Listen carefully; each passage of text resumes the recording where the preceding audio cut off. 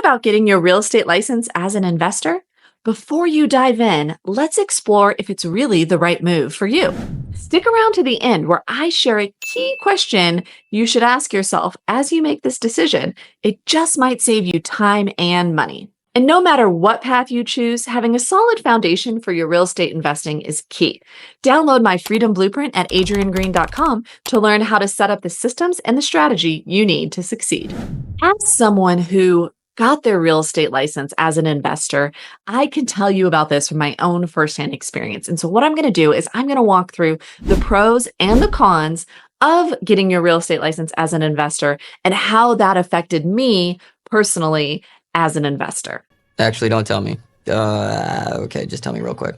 So you can really see how it is for another investor just like you. First, let's go through those pros. And there are 4 pros I'd like to share with you. The first is deal access. There is definitely the potential that as a real estate investor, you get access to deals first.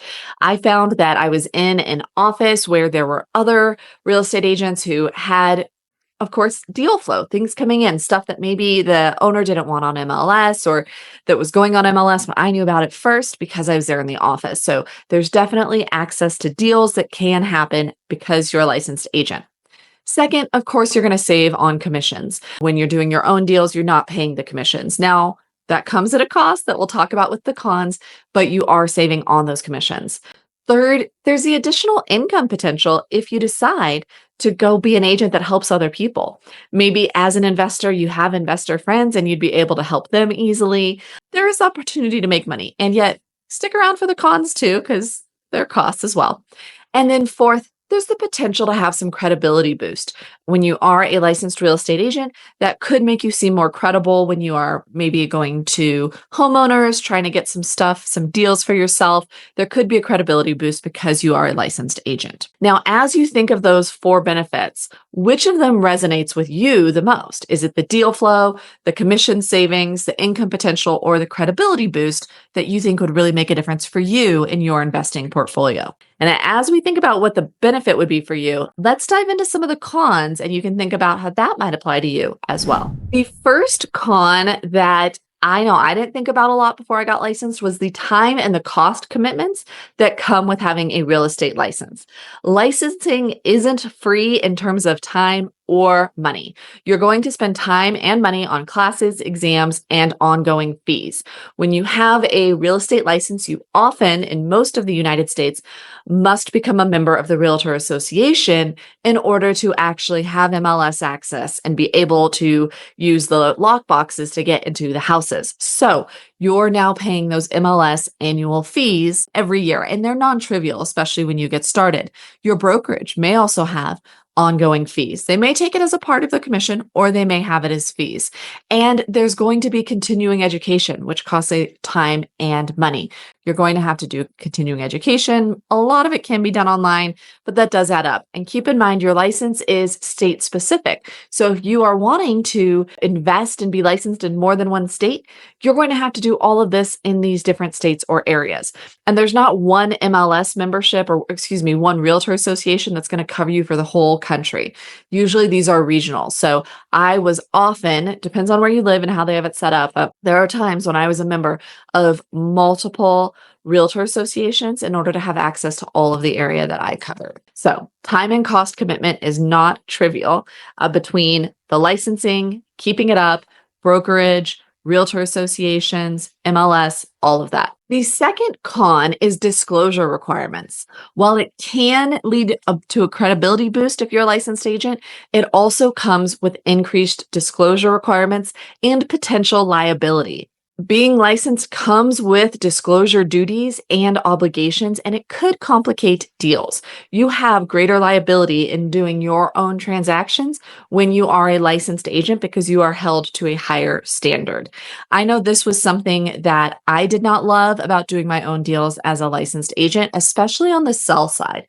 On the buy side, I didn't think it really affected me too much, but on the sell side, you're selling a house, you're disclosing everything you're being honest about it, and yet there is a lot of liability when you're selling your own house. This is so notable that there are brokerages that either highly recommend or even require that their real estate agents do not represent themselves on transactions. So that is something to keep in mind. And I think to underscore the importance of this, and it is something you could do. If this was an issue for you, you could be like, hey, I am going to always have another agent handle my sales or handle my purchases or things like that. Just realize if you're doing that, obviously you're not getting the benefit of getting all the commissions yourself, right? That agent is getting them. Now, the third con is that being a licensed agent is a potential distraction from your own investing. This is a whole nother business endeavor. It's a whole nother license to keep up.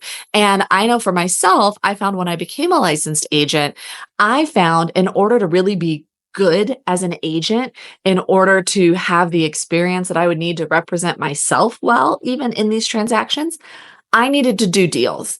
And so I needed to do deals with other people. I needed to be a real estate agent in a full sense of the word and help people buy, sell, and invest in houses.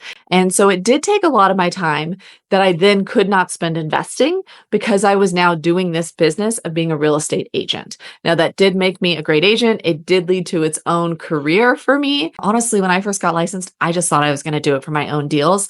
And I realized I couldn't represent myself well unless I was an experienced agent with a lot of deals under my belt. And so that led to it becoming this whole business endeavor on its own, which was time I was not spent investing. The other con is that people overestimate the benefits. New investors think that being licensed is going to solve a lot of problems. I know I thought that I was going to be able to open doors faster and not have to rely on another agent to open the doors. And while that's true, I wasn't thinking about all the other aspects as well. And so the benefits are possibly going to be more limited than you expect. And you want to make sure that you understand the drawbacks as well and really figure out if that equation is worth it for you. Now, where does that leave us? Should you get licensed or not? And ultimately, whether or not to get licensed depends on you and your goals.